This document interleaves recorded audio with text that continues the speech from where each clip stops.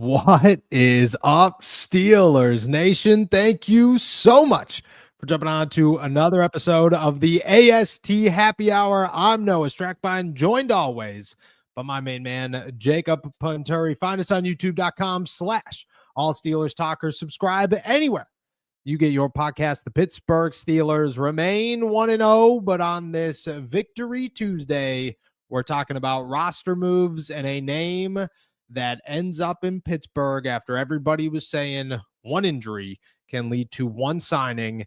And well, everybody who said it was right. Jabril Peppers is in town signing with the black and gold. It will become official most likely tonight, if not tomorrow morning. What does he bring to the Steelers defense? What does the outlook look like for DeShon Elliott? We're going to dive into both. Plus, it is Tuesday. You know what that means. It's overreaction Tuesday, and I'm excited for it. As always, it's a beautiful one here in the Berg. Shout out to our members and to our super chatters.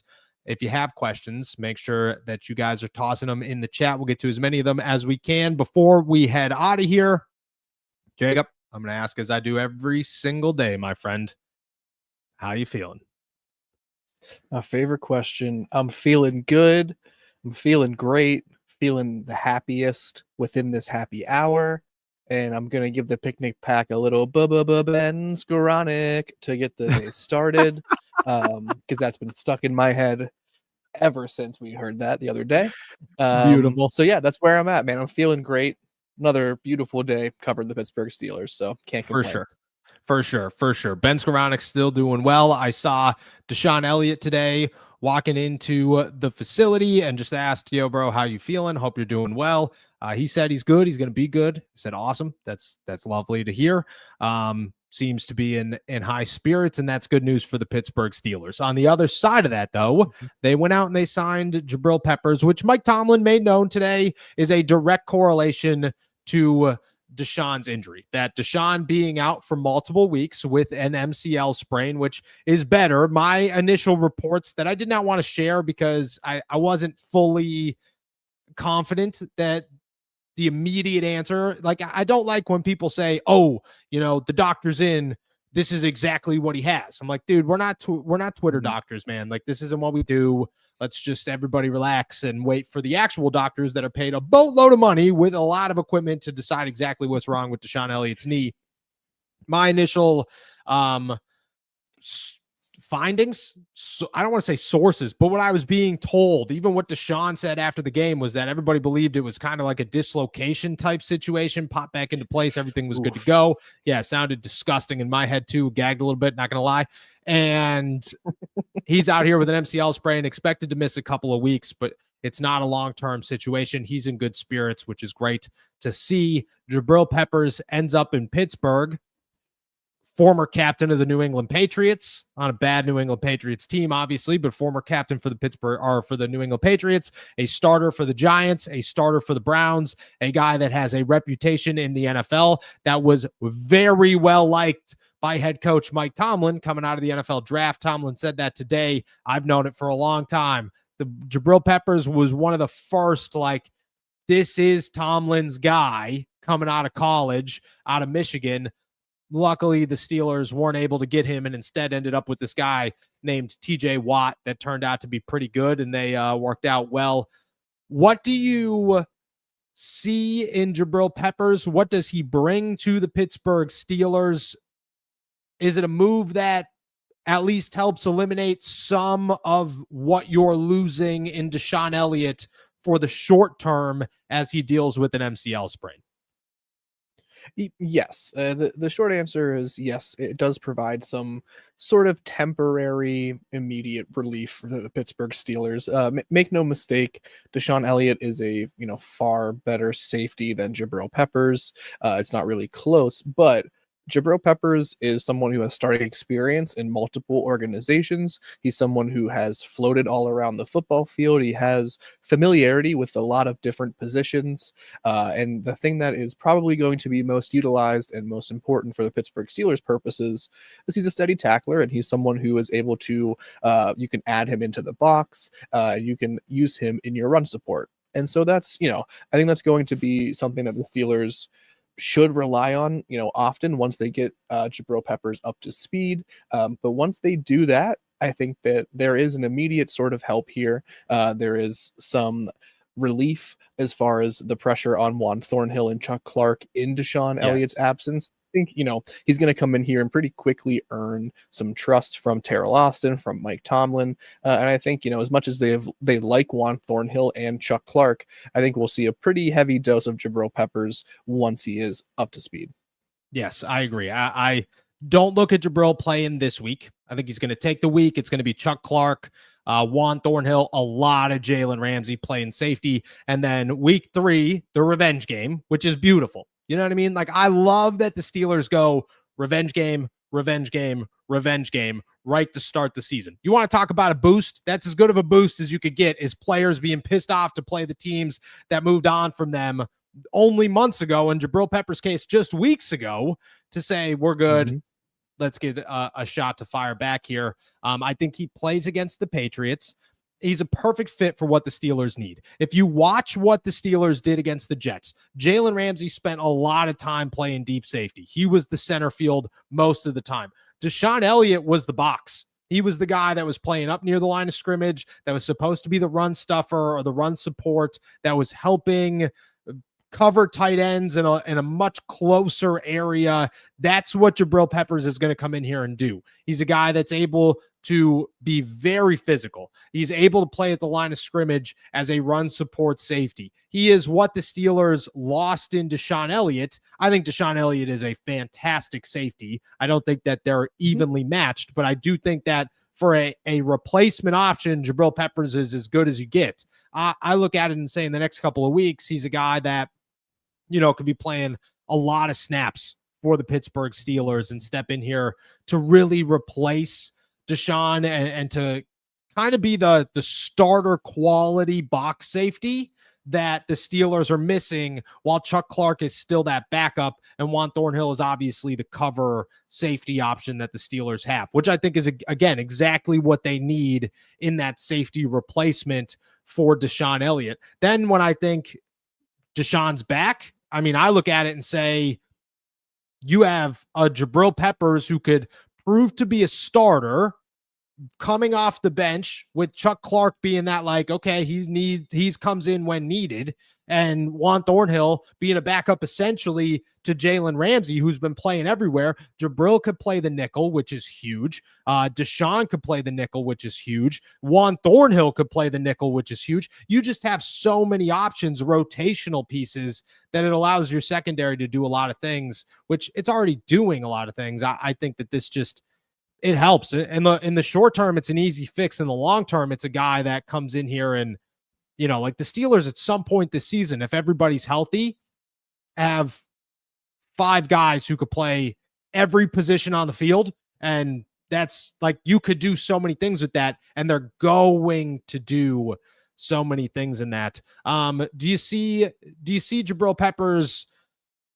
I mean, what do you see in Jabril Peppers as a guy right now? Like, obviously a replacement for DeShon Elliott, but is it a guy that, I mean, he's 29 years old. Like, do you see him as that starter quality player for the Steelers? Do you see him as a guy that, where do you see, I guess what I'm trying to say is, where do you see the standard of the Steelers secondary with Jabril in it? Is it where it was? Is it lesser? Is it good enough? What's your standard there? I think when healthy, it's better. It raises the standard of the secondary and the safety position. I think, I don't think I'm going to go out on a limb here when I say that having Jabril Peppers as either the 2 on the safety depth chart, or sort of, as the third piece in the rotation, significantly increases the confidence I have in that, in that safety group, than just as it stood last week, week 1 with DeShon Elliott, Juan Thornhill and Chuck Clark as your guys. I think now what having Jabril Peppers in does is it certainly elevates what the standard is. Because I agree with you. I think Jabril Peppers he can be a starter in the NFL. I'm not sure if he can, usurp Juan Thornhill's role. I'm not sure if he can go that far and, joining a team once the regular season starts. It's hard to get on that moving train with the Pittsburgh Steelers. We've seen that so many times, but this is also a defense that is very much catered to veterans that can get on board quickly and fill a specific role and do that well. And as we've been talking about here over the past couple of minutes, Jabril Peppers might not be, an all-pro safety anymore, but he does certain things very well. And I think he knows that, and I think the Steelers know that. So I certainly can see the overall play of the safeties in the secondary improving with the addition of Jabril Peppers. And I think really we're going to be having a conversation of whether or not he should be the quote unquote starter alongside DeShon Elliott in a few weeks here once we see these pieces start to come together here. Yeah, I agree. I think that I look at him and say at some point he'll be there. It's just a matter of time, and it's a matter of how long DeShon Elliott's going to be out, which I expect is a couple of weeks. But I look at him right in that avoids IR, is able to come back right in that 3 to 4 week mark, or even right about week 5. Hopefully he still gets to come over to Ireland, although they're only going to be there for like 3 days. So to be honest with you, if I'm DeShon, I'm going, look at brother, this is fun, awesome, a 6-hour flight both ways for me to just like not be able to sleep well. I'll hang out in Pittsburgh and watch the game at 9 a.m. I feel like that is a better use of my time during these situations. Either way, it's good news for the Pittsburgh Steelers and a signing that definitely wins when they needed a quick victory on the free agency market. Good move by Omar Khan. All right. It's Tuesday. It's Overreaction Tuesday. I'm fired up for it. What does Jabril Peppers bring? How good is Aaron Rodgers going to be this season? I got some good ones for you. It's a 4-pack. Let's get it going. It's a fine line between, drinking wine and squashing grapes, as we say in this business. And sometimes it's very subtle. Sometimes it's very subtle. What was not subtle, my friend, in week 1 was Aaron Rodgers going off. And I'm talking exploding for a game that nobody saw coming. We did not see it during the summer, during training camp. We did not see it or anticipate it when he signed in the spring. The outlook on Aaron Rodgers and the Pittsburgh Steelers offense was, this group is in trouble, man. It is in bad trouble. The offensive line brings questions. The running game can't do anything. DK Metcalf doesn't look like a superstar in training camp. Is he going to look like a superstar during the season? Who the hell knows? Well, the answer was yes. Calvin Austin didn't see him all of training camp. Well, he comes back, and looks great. And the Steelers overall, well, their offense won them a game, and Aaron Rodgers really won them a game. Overreaction or not, my friend, and it's not going to go the way that you think this one's going to go. Aaron Rodgers yesterday, or this morning, actually, we talked about Aaron Rodgers being viewed as it was his Super Bowl in week 1. That's what the Jets were. And I said, no chance. Well, I'm going to go the other way on this one. Overreaction Tuesday, my friend. Aaron Rodgers did have his Super Bowl in week 1. The Jets were it, and the revenge game was way too strong for this to be considered a real performance by the 41-year-old 4-time MVP. It was a Super Bowl, and in week 2 against a Seahawks defense that is loaded to the gills. Let's call it what it is. They are a phenomenal looking secondary and defensive front. He's going to throw more interceptions than touchdowns. And even if that's 2, it's a start. It goes a complete 180. Aaron Rodgers doesn't look good in week 2 against the Seahawks. Not an overreaction. Not an overreaction. All. No, and listen, I've been very enthused coming off of the victory over the New York Jets, especially about his play. I think he was, he really led the offense. They do not move down the field in the way that they did or score 4 touchdowns with Russell Wilson executing that Arthur Smith offense against the Jets. They don't do that same thing with Justin Fields executing that offense that Aaron Rodgers was able to execute. But I think you just, the pessimistic side of me always has to wonder, is a wonderful, historic, vintage Aaron Rodgers performance the standard? Is this what we should expect game in or game out? Or was this just a little bit of extra fuel on the fire for the 41-year-old veteran, where he's really a game manager who can do a lot of the receiving yards, but maybe he isn't going to throw for, more than 1 or 2 touchdowns a game going from here? So I could see, not so much that I'm predicting a reverse revenge game where we see an absolute stinker from Aaron Rodgers, but I think it is probably a strong expectation, or the right expectation, to think of it as a more coming back down to earth game for Aaron Rodgers. And I think if that means 1 touchdown and 1 interception, 1 touchdown, 2 interceptions. That might be what that looks like, but it isn't going to mean that he is now on the complete 180. And we're talking about how Aaron Rodgers is really just done. I think we just need a little bit more of a coming back down to earth to find out where that middle is for Aaron Rodgers, if that makes sense. So not an overreaction, not an overreaction. All right. Is the answer to your question. I appreciate it.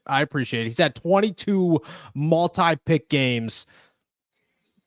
I mean, maybe this could be 23. I'm hoping not, but you always got to start off with a sharp one here as we throw the darts at the overreaction board here. And I got number 2 for you. We're going to flip the script. We're going to talk positive because the Pittsburgh Steelers, they're 1-0, baby, and we're feeling great about it. Jaylen Warren stunk in week 1 as a running back. Kenneth Gainwell stunk in week 1 as a running back. Caleb Johnson was the best running back that they had on one play that lost 2 yards and got 15 more. A beautiful play by Caleb Johnson. Well, it's going to flip the script in week 2 against the Seahawks. So Jaylen Warren's coming back, my friend, and this is his team and his backfield, and he's going to show it. The Steelers' RB1 is ready, and in week 2, number 30 has his first 100-yard rushing game of the season. Overreaction or not? I'm gonna caution you to slow your roll a little. Oh here. my It's God. a bit of an overreaction. I think it really is. I think the Steelers very much saw what happens when you don't give Jaylen Warren enough touches, especially early on in the game. I think they will certainly, rectify that against the Seattle Seahawks, and I expect to see him. I hope to see him be the definitive lead back in terms of touches. I don't want to see Kenneth Gainwell being the guy who gets the most handoffs, plays the most snaps. Not a prediction, just something I would like to see. I think even if that happens, we're still ramping up the run offense for the Pittsburgh Steelers here. A nice positive step would be just not averaging more than 2.8 or 2 points, whatever it was, yards per carry. Let's get that above 3. Let's walk before we can run. Maybe let's crawl before we walk before we run with the Pittsburgh Steelers running offense. And I think Jaylen Warren needs to crawl, and maybe he gets to 50 or 60 yards, and we're like, all right, progress. So I'm gonna say overreaction for right now. Let's revisit this one again in a week or so. Okay. I like it. But to be honest with you, I'm a big Jay Warren fan. And you could tell because I got called out all over social media by people saying, dude, where's Jaylen Warren? Dude, where's Jaylen Warren? I was wrong, but I'm sticking to my guns because the one thing Noah Strackbein does not do is back down on a guy that I got confidence in. Jaylen Warren's going to turn it around at some point, guys. Trust me on that one. Let's go to number 3 of my 4-pack here. The Pittsburgh Steelers defense. Okay. They didn't look good in week 1.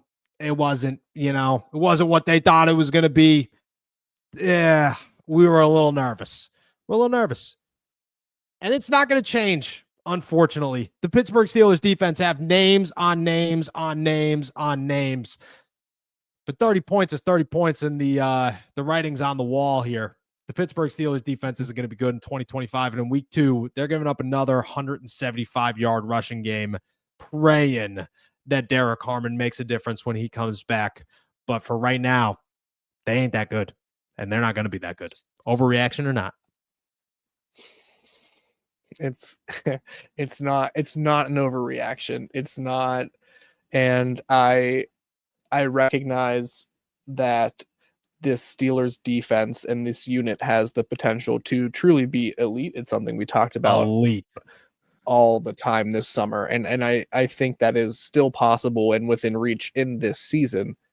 I don't think this season is going to be defined by like radical opposites. I think we might see a coming back down to earth from Aaron Rodgers in week 2. I don't think we're going to see him throw for 75 yards and 4 interceptions and do the complete opposite of what he did against the New York Jets. I don't think we're going to see the defense come in, make it impossible to gain a single yard against them, against the Seattle Seahawks. And then suddenly we are seeing every piece clicking and everything firing on all cylinders regarding the Pittsburgh Steelers defense.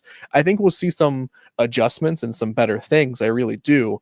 But I think the run defense is porous at best. Derek Harmon has not even played a single real NFL snap yet, and it's already clear how much of an impact he has on this defensive line, especially stopping the run.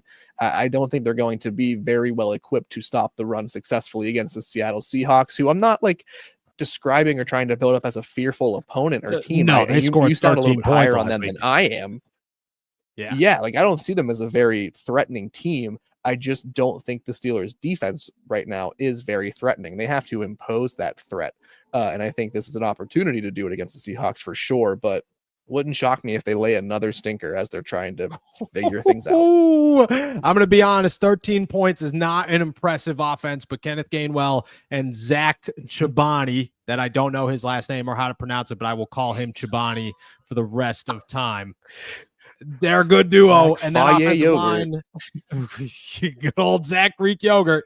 I mean, they're a good duo, and that offensive line is impressive. Sam Darnold, on the other hand, we'll see what happens. All right, let's finish it off with a positive note here. All right, here's your 4-pack. Here's your number 4. The Pittsburgh Steelers, they just signed Jabril Peppers. Okay, a guy that last season was a starter and a captain for the New England Patriots, that has spent his time in the NFL working his way up in multiple defenses to become an X factor for all of these defenses. He's going to do it again in Pittsburgh, my friend. The Pittsburgh Steelers just signed an all caps, bold, italicized stud of a defensive back. And by the end of the season, you want to know who their starting safeties are going to be? Technically, it's going to be Jalen Ramsey, but on paper, it's going to say DeShon Elliott and Jabril Peppers, and that might even go into next season. The Pittsburgh Steelers just got a guy that by the end of this year, they will have to consider keeping, because Jabril Peppers is going to be their starter next to DeShon Elliott. Overreaction or not? This is not an overreaction. And I will go so far as to say I have more confidence in Jabril Peppers ending the season as the starter alongside DeShon Elliott than Juan Thornhill does. I think Jabril Peppers is, to use your word, a stud. I think he does everything that the Steelers are looking for. And I think there is this chip on his shoulder after being released. He's last season didn't go well for any single player in the New England Patriots organization, but 2023 was quite the season for Jabril Peppers. And I think if we can get, even close to that or somewhat close to that type of impact, you're looking at, you cannot deny him being a starter alongside DeShon Elliott. So I don't think it's an overreaction at all. I think he's going to play himself into this conversation quickly, and I think it'll probably stay that way consistently. Cheap stud starter Jabril Peppers is that guy. He could play every position, and the Pittsburgh Steelers are going to look at. Mike Tomlin loved him 9 years ago. He's going to love him now, and it's not going to end. Jabril Peppers is that guy. I love it, and I love that we ended on a positive note. With that said, that's our overreaction Tuesday.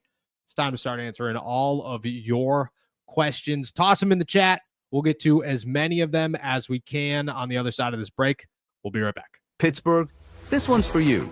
From the voices behind all Steelers talk comes Black and Gold apparel, your go-to for bold, fan-driven merch that reps the city, the Steelers, and everything in between. Whether you bleed black and gold or just love that Pittsburgh grit, we've got something for you. It's more than a podcast. It's a community. And thanks to your support, we're proud to bring the passion from our mics to your closets. Gear up, stand out, and show the world what real fans look like. Shop now at blackandgoldapparel.myshopify.com. All righty. Shout out to our super chatters. Shout out to our members. Cameron Johnston just went to the Buffalo Bills. Shout out to Cameron Johnston. It's a guy that the Bills special teams is pretty good. Cameron Johnston, he kind of feels like he fits Buffalo. You know what I mean? I felt like he wasn't the guy. Like Houston was like, come on, bro. You're way too tough for Houston. Philly, it made sense. Pittsburgh, the moment he smoked somebody on the sideline. Yeah. I still remember I went up to him after that game in the preseason and I was like, yo, dude, do you do that all the time? He's like, I don't lift weights to not hit people. I said, I love that answer so much. That was so awesome. He's a stud, man. He's an absolute stud. All right. let's start getting into it. As always, toss your questions in the chat. We'll get to as many of them as we possibly can. Shout out our super chatters. Shout out our members. We appreciate you guys as always. Let's kick things off with good old poke salad. Darius Slay got played in week 1. Is Garrett Wilson just that fast?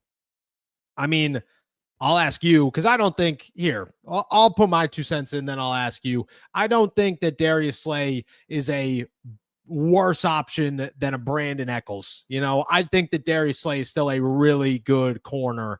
I just don't think that he should be the guy lining up on Garrett Wilson, because just like every team, if you have a Joey Porter Jr. and a Jalen Ramsey, you're not going to put your third guy on the best wide receiver on the opposing team. It just doesn't. If the Jets put whoever their corner 2 was against DK Metcalf every play, you'd be sitting there going, I don't really think I would advise that move, because Sauce Gardner is a good corner. I just kind of feel like that's what happened in this situation. But Garrett Wilson is that fast, and Darius Slay didn't look that good. Are you worried? Is there any part of you that's concerned about Darius Slay here? No, and not concerned. I think it's just he was shown to be, you know, what he really is at this point, which is not a number 1 cornerback. He's barely a number 2. He's probably a very, very good number 3 at this point of his career. And it's an accomplished career. It's a very stacked resume that he has. It is not a slight against him. It is just the fact that he is a tenured veteran in the NFL. And when you have, like you said, Jalen Ramsey and Joey Porter Jr. still doing their thing, I understand Joey Porter Jr. was banged up last week, so, you know, his availability might have impacted this matchup as well. But there was no reason for Slay to continuously draw the assignment of Garrett Wilson. And there is no reason going forward where he should draw the assignment of the top target, regardless of who they're playing against. And so I think that is more of a coaching matchup issue than, oh, Darius Slay is just cooked. Like, no, he's a good cornerback. He got beat a few times by an elite wide receiver who he shouldn't have been matching up against. So, you know, I think that was more the issue than, his individual performance. Yeah, and look, if Darius Slay is the guy that lines up on Jackson Smith-Njigba in week 2, and I guess Stephon Diggs in week 3, and Justin Jefferson in week 4. If the Steelers go to Dublin and Darius Slay's the guy on Justin Jefferson, every coach in Pittsburgh should be fired immediately. And just saying, look, at Darius Slay's a good corner, but you spent a boatload of money and a player, an all-pro player, to get Jalen Ramsey and Joey Porter Jr. just for you to put Darius. What are we doing? How does this make any sense? I think that's the problem. I'm not worried about Darius Slay. I just think he was put in a bad position, and I don't expect that to be the case moving forward. Cody Silva here. Keanu Benton is worse than Broderick Jones. I don't think that's the case. I think Keanu Benton did not play well at all against the New York Jets, but to be really honest with you, Keanu Benton should not be playing nose tackle at all, and it's abundantly clear. Do I think that he should be starting over Derek Harmon? No, but if that means that he comes off the bench and it's Cam Hayward and Derek Harmon with Y.E. Black in the middle and Keanu Benton coming off behind Cam and Derek Harmon, totally fine with me. But there's just no piece of me anymore that it doesn't make any sense for Keanu Benton to be a nose tackle. It never has. And I think week 1 really showed that, like, this guy is not built for it. And the Steelers are kind of wasting a probably quality player on a position he does not deserve to play or should not be playing. Yep. Agreed 100%. I don't, I guess I see the similarity in argument where Broderick Jones has had to switch over to the left tackle position. He's naturally on the right side. He has more experience there. I think Keanu Benton is not a player who came out of college playing nose tackle. He is not someone who I view as someone who is a legitimate nose tackle just based off of the size. Like, he's a quick, athletic defensive lineman. When you have a player like Y.A. Black, who is just, trying to free the belly and really just plug the line, like, that is your prototypical nose tackle. I don't understand why this is where, like, the stubbornness criticism that I bring up so often comes back into play. It feels like trying to, fit a square peg in a round hole, where you're like, this player could probably be much more effective playing on more of a defensive end role, not playing in that fucking 4-eye technique. But here we are. Yep. And here's what I agree. in the stubbornness. Apologize for the bomb there. I'm gonna say, dude, Jacob's getting so fired up. He's letting him slip out here. He's just like, look at, dude, move Keanu Benton now. I'm sick of this. Okay, this is a family friendly show. I don't even care. It's a family friendly show. Hey, look at it. Who It's all said right. that? Who's? I agree with you. Keanu Benton should not be playing nose tackle. There's no part of it. He's a good pick. He's a good player. He's just not built for that. He's way too small. He's not a run stuffer. Put him in passing situations, and I bet you he thrives. But the Steelers are just so stubborn on that situation, and I don't understand why. Ryan, so we're scoring on the opening drive this week, right, Jacob? I mean, what happens if they do this twice? If the Steelers come out here and score back-to-back opening drives, we got to look it up. Last time the Steelers scored opening drive touchdowns in back-to-back weeks, I bet you it's 25 years, at least, minimum. Okay, I take that back. 2023 you don't think versus the Browns Roethlisberger? and 2023 versus the Raiders. It was not that long ago. That being said, yeah, right? Crazy to think that that's when it Crazy to think that that's when it happened. However, if they do that, is this, let's be honest, if they do that, is this the best offense the Steelers, and I'm going to overreact here. We're going to toss an overreaction out here in the middle of this question. Overreaction or not, if the Steelers score an opening drive touchdown and put up 30 points once again, this is the best offense the Steelers have had since the Killer Bees. That this is the best group of guys that we never saw coming since the Killer Bees were here with Big Ben, Le'Veon Bell, and Antonio Brown. I certainly get, the hype meter continuing to rise if they do it again. I mean, it's an unlikely task, and I think they proved me very, very wrong against the New York Jets. I think here's what I'll say: if they're able to score another opening drive touchdown, I think I start to backpedal a little bit on how realistic I find it to be that Aaron Rodgers could be an MVP. Because I think if they're able to continuously show that they can adapt the offense, that they can come out here, work a game script, which is tell me the last time you remember the first 10 plays of a Steelers drive going anything other than the most predictable way possible. And then they come out here in this opening drive against the Jets and they show creativity and life, and they get the play action to work immediately. And you're like, wow, that's so if they can come out here and do the same thing, go against a solid Seattle Seahawks defense and kind of move down the field, then I'm sitting here saying, okay, now I get why everyone is so hyped on Aaron Rodgers. Even at 41, maybe I need to backpedal a little bit on this MVP poo-pooing I've been doing. Yes, look at I it'd be crazy. And you brought up two things here. First off, I don't remember when Randy Fichtner was hired, but before Randy Fichtner, Todd Haley-ish time was probably the last time you watched the Steelers' first 15 plays and went, that was pretty good. That was good. It's a good 15 plays. Who would have thought that one? Number two, the fact that you brought up there, the Steelers play action worked so well in week one when they averaged just under 3 yards a carry in that game. And it worked. Who would have thought? Who could do that? Oh, good offensive players, good quarterbacks. That's who can do that. That's what. And a lot of that was Aaron Rodgers finding a guy instantly. And a lot of that was creativity on the offense and the play design, getting guys open. But it was a great design, and I agree with you. I think I'll say this. You could talk MVPs. I'm going to talk Arthur Smith. I think all the nonsense about Arthur Smith sucks goes away instantly if the Steelers put up 30 again in week 2. Then we could go back to, maybe Arthur Smith is really good at this offensive thing, and he just had Russell Wilson, who's about to get benched in New York, as his quarterback, and realized really quickly, I can't stand this guy. He can't stand me, and I have nobody around him.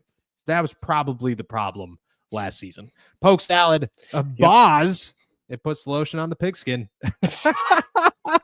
Dude, that was first off. Did you hear Kaboli's question today? He was real into manipulating the balls. And I'll leave it on that one. Take it as your brain will. Dude, Chris Boswell, kaboom, dude, kaboom. What's with the new rules of you could like actually move things? What's the I think Boz could hit a 70-yard field goal this season. Like, I think it's a real possibility. He had 65 with ease in New York, and agreed. I think it's 70. I think it actually happened. Like, shout out to Chris Boswell, man. He's going to go down as one of the greatest ever, maybe the greatest ever. And he's maybe the greatest ever. He's probably up there for sure. Shout out to Chris Boswell. I mean, he is. Yeah, he's the GOAT. He's a serial killer, as Mike Tomlin called him. That's the funniest thing I've ever heard. in my life. When is that term ever a compliment? And it never might have been the highest compliment Mike Tomlin could have paid his kicker. And I think kicker, a kicker, serial killer. You're like, I bet that guy drives a Hyundai. You know what I mean? Like, how can he be a serial killer? Yeah, I will tell you this. Chris Boswell drives the biggest truck in the parking lot. That is a real thing. Like, I'm talking 6 wheels. You got to climb to get in it. I'm not lying. I'm not Feels joking like at all. compensating. Yeah, for being the best kicker in football, for sure. He's also from Texas, though. He's a country boy that went to Rice and lives like, the guy lives nowhere near the city. But that being said, every time he drives down the street to get into UPMC Rooney Sports Complex, all I think is, my 2-door barely fits in this street. How does he do this? You know what I mean? But the man knows how to, he knows how to work a truck. He knows how to kick a football. Shout out to Chris Boswell. Shout out to Ryan becoming a member here. Make sure that you and everybody else are calling into the call-in show tomorrow morning. I'm pretty fired up for it. Macaroni Salad member for 7 months. Noah, if you can talk to Slay this week, can you ask him which bridge is his favorite? Who was asking that? Some random, ridiculous, I'll call them right out. I don't even care. Some random, ridiculous ESPN features person who showed up and asked that question. And I'm not lying to you. I looked at 2 people who were there every single day, and we both looked at each other and said, who the hell just asked that question? Like, what are you even doing? It would make no sense. First off, when ESPN shows up, they send 75 people there. It's the worst thing ever. And you always get somebody in the back of the room that's just like, oh, Aaron Rodgers, what's your favorite bridge? What bridge do you drive over to get to work? Like, dude, where's your house? Let's just ask that one next time. Where do you live? Like, it was what's your social ridiculous. Security number and a list of your fears?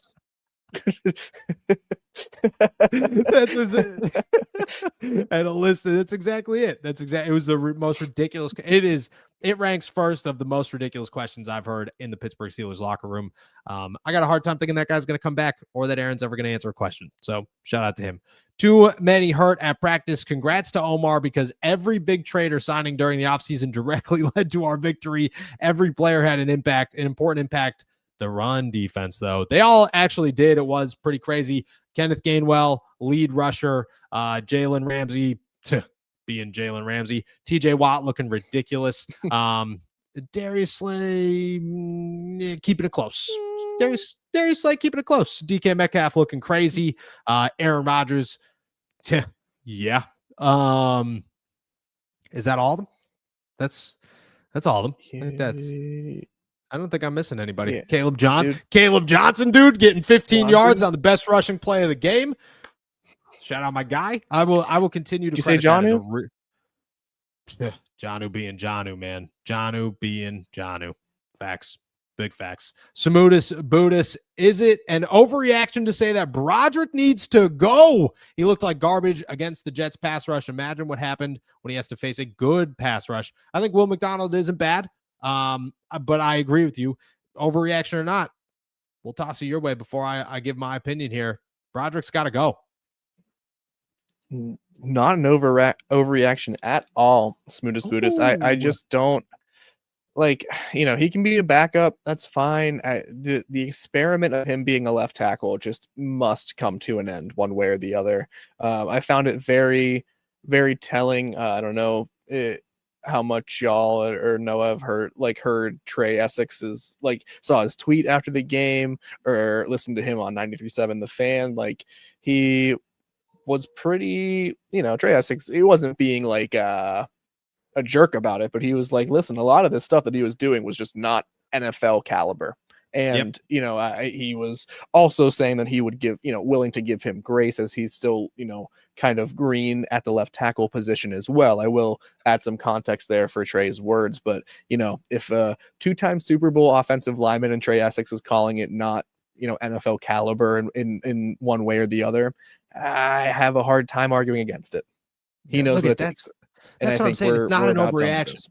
Yep. Thank you. Yeah. I think that's where we're at, is we're about done with it. That's a perfect way to sum this thing up, is like, this has been 3 years. Like, Broderick's going to be good. Broderick's going to be good. Broderick's going to be good. He's so raw. He's got so much talent. And then he does nothing with it. And you have to do something. Like, you have to look good at some point in some capacity. And he didn't. Like, Troy Fautanu gave up a sack on Sunday, but Troy Fautanu looked pretty okay the rest of the game. Like, it was a bad, you're allowed to have bad moments. What you're not allowed to have is awful games on games on games. And that's what Broderick's doing here, man. It's his footwork's awful. His hand placement is terrible. Like, he just is getting beat up constantly, and it's just not working. Again, I don't think you can replace him right now. I think that's tough, but it is not an overreaction to say that it's time for Broderick to be, I'm not on the outside looking in, but like, it's time for Omar to start making some phone calls and say, okay, we got to at least see who's out there, because by week 8, we gotta make a decision on whether or not we're going to go towards the playoffs with Broderick Jones as a starter or not. Smooth as Buddhist once again. Also, Aaron Rodgers, if you could hear me, I'm sorry for doubting you, King. Please win us a bowl, and all is forgiven. Aaron, look, the one thing I do know about Aaron, and I have picked up on Aaron Rodgers, is that he has more haters than I've ever met on a person in my life. But he also is just as loyal to a fan base as they are to him, and if the Steelers fan base loves Aaron Rodgers, it doesn't matter if you hated him yesterday, he's going to love you today. That's what I've kind of picked up on Aaron, is he is a ride or die for your team type of guy. And I respect the hell out of that for Aaron Rodgers. You know what I mean? Like, you treat him like crap, he's out. But like, I don't think there was ever a part of him that, he even said it, he was like, it kind of hurt a little bit to go out and hear the Boo Birds like that in New York. Like, that stunk. He wanted to beat Aaron Glenn and everybody in New York who treated him like trash when they got rid of him. What he didn't want to beat was the fans, and in Pittsburgh, he's that, like, he's going to love you. That's the one thing I picked up on Aaron, is he is a ride or die guy for his team. And that's awesome. That's what you need in a quarterback. So I think all is forgiven, Smootest. I think all is forgiven as we march through the season. We're riding with them. That's for damn sure. I mean, I'm certainly one of those people who has been a hater of Aaron Rodgers. And yeah, I continue to not love him, if I'm being perfectly honest, but like, it's not, the impact that he's bringing to the Pittsburgh Steelers is undeniable, whether you like him or not. And I think the competitive nature that he brings, especially the way he talked about beating the New York Jets, like, I agree with you 100%. No, it was never like, oh, I'm so happy I got to rub the fans' faces in it. Like, he's a pretty smart guy in terms of understanding like what buttons he can and can't push in terms of like PR, in terms of like fan engagement. Like, he knows he can say like, I'm happy to make sure everyone on the Jets knows that I can still win. But to say, I wanted to remind the entire fan base and community that they suck would just be like a bridge too far, right? Like, you can't do that. But I think Aaron Rodgers, again, I think he's a very tactical, I think for the same reasons that he's like able to maybe execute an offense on a higher level than a lot of other people, is the same reason that he is so calculated in sort of the things he says or chooses not to say whenever he's talking to the media. He is as media savvy as they come. And again, I think that's because he's gotten more hate than any player, maybe in NFL history. But again, all is forgiven, Smootest. I promise you on that one. Maddie here. Do we think Rodgers throws for over 200 yards again this week? Why are we in the Tyreek conversation? Head case overreaction. DK has 2 TDs this week. I think I've compared you before, Maddie, but there's this guy named Tim Benz. Okay, back during the COVID days, we did the Zoom calls. You got one question. That's all you got was one question. And Tim Benz with the Trib Review, and he would know this and he would respect this,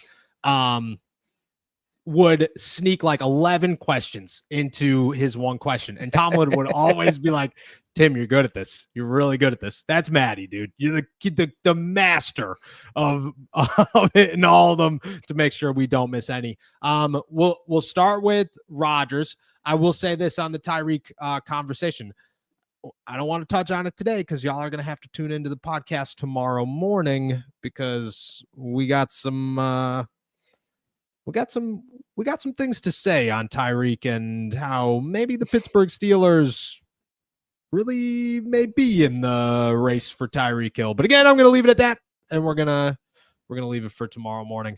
Do we think Rodgers throws for 200? I think yes. I think the answer is yes. I think Rodgers is a 200. Like that's the over under for me right now is 200 yards on Aaron Rodgers until proven otherwise. Otherwise, the Steelers offense is going to like total like 160 yards because their rushing game is going to get 40. And I just don't like, you got to throw the football. So I'm going over on the 200. I think that's a yes. I would say that's a yes.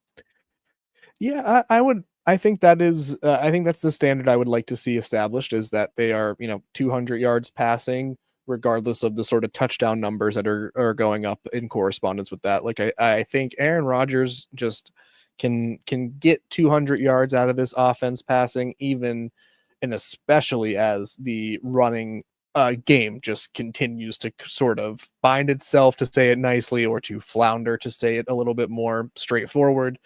So yeah, I think we can expect that. I'd love to see DK pick up 2 touchdowns too. That'd be, I was going to say, overreaction or not. Rebound. Dude, I'm going to be honest. This is not an overreaction. DK with 2 touchdowns is against Seattle in Pittsburgh. Like, first off, Mike Tomlin is a petty guy. He's as petty as they come. He is going to, he is going to want DK to score touchdowns. DK is going to be fired up. Like I would not expect anything less from DK. And then, Aaron's going to want to do it too. Aaron's going to want to get DK in the end zone as much as possible because he just went through this and got the walking off the field, and he wants the same with DK. He wants that to be like, you just screwed up so bad getting rid of me. I don't think it's an overreaction at all. Would I guess it? Never. But I would never guess 2 touchdowns for any wide receiver. I think it's a high bargain to pick. However, overreaction, no chance, dude. That's a possibility. That is on the table for sure. Shout out DK Metcalf, man. That guy is ridiculous. I knew a lot of things about DK Metcalf. The one thing that shocked me the most in week 1 was the fact that I was still blown away at how fast he was. I was like, wow, no one that big should be able to run that fast. That is wild. That is insane how fast he is. All right. Tortellini salad here. Noah, Jacob, have your predictions for the Steelers win and losses changed after seeing the team in action? I'm going to be really honest. I had them at 12-5 the last time we did it. And I honestly think I might've lowered it back down to like 10 because the defense worries me. I think that's a negative. That stinks, but like, you're not going to win every tight game like that. The defense. Now, if the defense comes out and the Steelers win 30-7 against the Seahawks or 30-14 against the Seahawks, we're right back to the 12. But I think that I don't think it was a positive in the win-loss column. I think it was like defense has to play better. Run game. Aaron's not going to save you. He's not going to be able to do this all the time. I'd have to go through every game, but I think I might be right back in that 10-11 win mark from a 12-win season. Anything change for you? No, not to be super pessimistic or anything, but I still 9-11 wins. I think I had him at 10-7 when we did our last record predictions, and that feels pretty good right now. That feels like the team that they will settle into. But I definitely don't feel confident in that assumption or that assertion after just week 1. But yeah, I think 10-11 wins is probably where they're going to finish if I'm placing my bet today. Yeah. I agree. All right, Smootus Bootus back on it. We brought so many free agents and trades in from other teams this year. Basically, half the Steelers starting roster is something to prove this year versus their old teams. And Mike Tomlin, again, loves it. This man is as petty as they come. He loves being petty. It's his specialty. Mike Tomlin, they do things called petty game balls. Like they give away game balls to guys like Aaron Rodgers just for winning the game. Brandon Eccles probably got a petty game ball for doing nothing against the Jets, just to say, there you go, brother. Way to win that one. Way to feel good. Like, that's what he does. That's what he does. They love it, dude. They love it. I think it only adds an edge for the Pittsburgh Steelers. I love to see it. And then we'll see, like, when they go out to LA and half the Pittsburgh Steelers roster is on the Chargers. Does Najee rush for 13 yards again? Because that's what he did as my starting running back in fantasy football this week. Thanks, Naj. Or does he have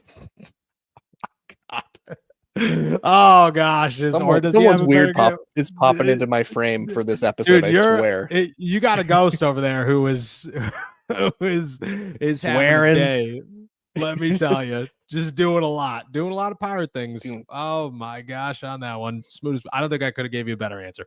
I don't think we could have given you a better answer. Maddie, when do we think Harmon comes back? I think it's next week. I think the Pittsburgh Steelers get Harmon back in week 3 against the Patriots, or at least back to practice, and maybe in week 4 when they go out to Dublin. But I think he returns to practice, but potentially next week, and then it's the week after that I would feel confident in him returning. But there's a possibility that it is in week, what would that be? Week 3 against the Patriots. I think it's right there, just from things I'm hearing in terms of, his health, how far along he is, so on and so forth. Too many hurt to practice. Is there a left guard or needed player we can get from the Vikings? I don't think we need I don't think the Steelers need a left guard. Vikings depth chart, I guess we could look it up and see how they're looking here. But Carson Wentz. No, I'm just joking. That was definitely a joke. There's just nobody really, to be honest with you. Michael Juergens isn't a bad name, but he's a center. The Steelers have a center or backup in Ryan McCollum. I don't think that there's anybody there that you're really feeling great about. They're also very low on depth. They got a lot of guys on IR, and then Christian Darrisaw's already beat up. I think the answer here is maybe no on where the Steelers go with the Vikings. But again, things could change and guys could get healthy, and they could go from there. Slippy, Ramsey and Peppers on the field together, gonna lay the boom on the kaboom. I do think that's just such a, it's the perfect replacement for what is already there. I think it's pretty great in terms of what you could get for a guy that's injured who plays the exact same position and the exact same way. I think it's a great move for the Pittsburgh Steelers. I'll let you take this one. Ernie Jones, hey Noah and Jacob, what makes Jabril Peppers, Javril Peppers, what a name there, good? Never saw his stats. Yeah, give me a rundown of why Jabril fits so well on this defense. Yeah, so I mean, the one thing that you're going to see out of Jabril Peppers immediately is sort of versatility and understanding of multiple positions on the field. He's a free safety, I guess, by definition, but he has snap history at both safety positions. He has histories playing as sort of like a dime as a dime backer, as a sort of in the nickel. I think there was even, when he first came into the league with Cleveland, he was playing sort of every single position on the field. He has this sort of hybrid ability to make plays on different levels. And the other thing that will stick out immediately, strong tackler, very sure in the running defense. So you're going to see him move up in the box a lot. You're going to see him in obvious rushing situations, and then you're going to see just a kind of nasty player that likes to hit people. So you got all those three things combined. You have a player who is very much suited to the Pittsburgh Steelers defense, very much suited to be a player that Mike Tomlin loves, which is why he was so fond of him coming out of college. And you have a player who could very much make an impact despite being a regular season addition to this defense. Yeah, I agree. I think that the physicality is exactly what the Steelers needed to replace DeShon. That's what they're getting, and I think it works out so well for Pittsburgh. John here, how's Jedrick Wills rehab going? I honestly have no idea. That being said, he is an option next year, not this year, and I think we get a lot of questions about Jedrick Wills. Not necessarily an option for the Pittsburgh Steelers. He's made it known he's out for the year. And he will not be back. John, once again here. Hey, Noah, with James Daniels going on IR, does that potentially affect the comp pick? It does, actually. The Pittsburgh Steelers could not lose it, but it'll go backwards on James Daniels. And then if Russ gets benched, that one as well could go from a third to a fifth. These guys got to play better, man. It's not great. You're still going to end up with like 13 picks in the draft, which is fine, but still, you're looking at it going, okay, like, could we play better, please? Because the Steelers could use these picks because they got to go up and get old John Mater. I'm trying to make it work in a Pittsburgh accent. It's not working. But we'll figure it out at some point. Keep it on trucking. Let's keep it on trucking. Lindsay, overreaction.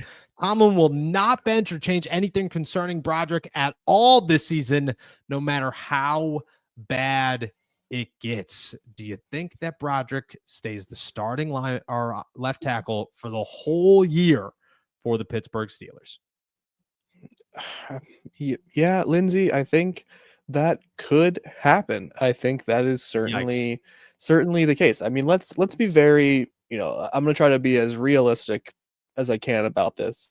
The Steelers are probably not going to go out and expend assets to bring in a left tackle. They went out, they signed Andrews Pete. He was a Pro Bowler at the left guard position, but has some history of playing at the tackles. I think if there is going to be any sort of movement, it's going to be either a shift or pivot to Andrews Pete or to Calvin Anderson in that starting left tackle role. And then when you think about that, when you evaluate the options, what sort of improvement are you getting, or what sort of improvement do you anticipate either of those players really bringing? It's hard to feel very confident about those things. So when you look at it that way, when you kind of put that lens of like, what can Tomlin pivot to? Who can Tomlin pivot to? It kind of leads me back to Broderick Jones just being stuck in this starting left tackle position because they haven't given themselves any other real options. Do you feel differently? No, that's exactly what's going to happen. They're going to hit a place where Broderick is so bad that he gets benched like during a game. And then the next week they're going to go back to him because they're going to put Andrews Pete or they're going to put Calvin Anderson in. That's what's going to happen. And then by the end of the game, they're going to go, we have to get Broderick to work. Like we have to. And that's what's going to happen. And it's not going to be great, but it's going to continue to happen. And that's going to be the situation that the Steelers are in. Papaya Salad with another one here. Overreaction. The Steelers would have to put up a 50 burger if Broderick Jones could block the play action pass. Man, 50 burgers, a lot. Those three plays probably would have been all touchdowns. I'm going to say this is an overreaction, although I will say that the Steelers' chances of having 5 or more games of 30 points go down significantly if he gets sacked 4 times a game every season or every week. So I think it walks the line of an overreaction, and it leans towards overreaction. That being said, though, I do think it's pretty significant what kind of went down and the impact it has. I don't want to downplay the impact that those 3 sacks had on Aaron Rodgers. Yeah, they're huge, and I just, maybe not a 50 burger, but they left points on the board and they left a lot of momentum up there to be grabbed by the Jets by the sacks that Broderick Jones allowed and the additional QB hit that he allowed as well. Like it just can't continue. It wasn't just the play action pass blocking that was problematic, but it's all of it. All of it is a problem here. Aaron, can we please? Aaron comments on every one of them, and it's the best. Can we please change Jacob's tag to Penturi salad? I want to know if Penturi salad's a real salad. If not, okay, this is what I need you to do. Jacob's got a favorite restaurant by where we live, and I need you to go there. Start ordering a salad every single day, whether you eat it or not. I'll Venmo you for the salad, okay? And in a year, I need you to say, hey, I've ordered this salad every day for 365 days. I need you to change it to the Penturi salad. That way we officially have a Penturi salad. So I just think that would be incredible. That would be the best way to go about this. That would be the best way to go about this for sure. Lucy, still a Fields fan here. Thoughts? I was like, oh, I don't know that one. I'm bad at pronunciation. Reading isn't my strong suit. Thoughts on his play Sunday? I thought he played great. I thought he looked really good. And shout out Justin Fields, man. I want nothing but the best for Justin. He was a good dude, treated me really well as a player to interview and talk to in the locker room. Had a lot of respect for him as a leader and as a player. So big Justin Fields guy. I hope he succeeds. I thought he looked good. I thought he looked really good. I thought what the Jets did looked good.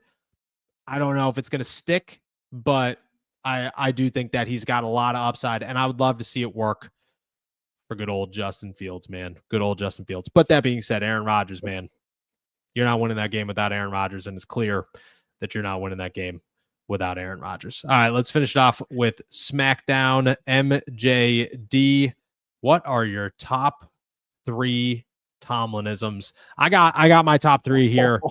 They're pretty easy, okay? They're pretty easy. It is squirrel in those nuts.